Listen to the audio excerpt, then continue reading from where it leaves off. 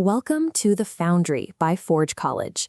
Today, we are looking at how to compress digital assets on the Solana network. In our last lesson, we looked at gas abstraction, where the main goal is keeping things cheap and easy for the user. The challenge is that a blockchain is incredibly secure, but treating it like a personal hard drive to store data gets very expensive very fast. If you want to launch a collection of 1 million digital items, paying to carve the specific details of every single one directly into the blockchain would cost a fortune.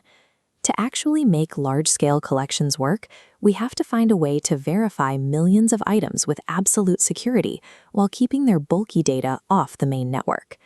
This chart illustrates a clever solution called a Merkle tree. You can think of it like a massive, single-elimination sports tournament bracket, starting with millions of players at the bottom. In this system, the blockchain is like a highly secure referee with a careable memory. It only has the capacity to remember the single champion at the very top of the bracket, a value we call the Merkle root. The rest of the tournament data, every other match and player, is kept off the blockchain. Instead, it sits safely in a standard, inexpensive database, much like an ordinary filing cabinet. This division of labor is a concept we explore frequently in our learning programs at Forge College. To prove you own a specific item in that giant collection, you do not need to hand the referee the entire tournament record. You only have to mathematically trace your specific player's path straight up to that final champion. Looking closely at the bottom of the bracket, we find your individual digital asset. We scramble its details into a unique fingerprint called a leaf hash, which acts as a single player in the very first round of our tournament. To prove your player made it to the top, you need to identify the specific opponents they would face at each level. In this system, we call these opponents your siblings. When you collect that exact list of opponents, from the opening round straight to the finals, you create what is known as an inclusion proof. Instead of hauling around the data for 1 million different players, you now have a checklist of just about 20 opponents.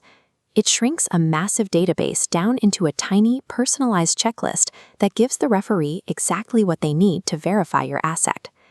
This animation shows the verification process, known as folding.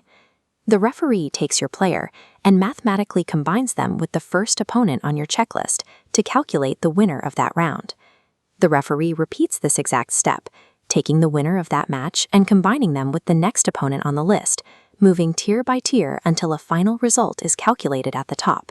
The referee then checks that final result against the champion currently locked in the vault. If the two match perfectly, your ownership is verified.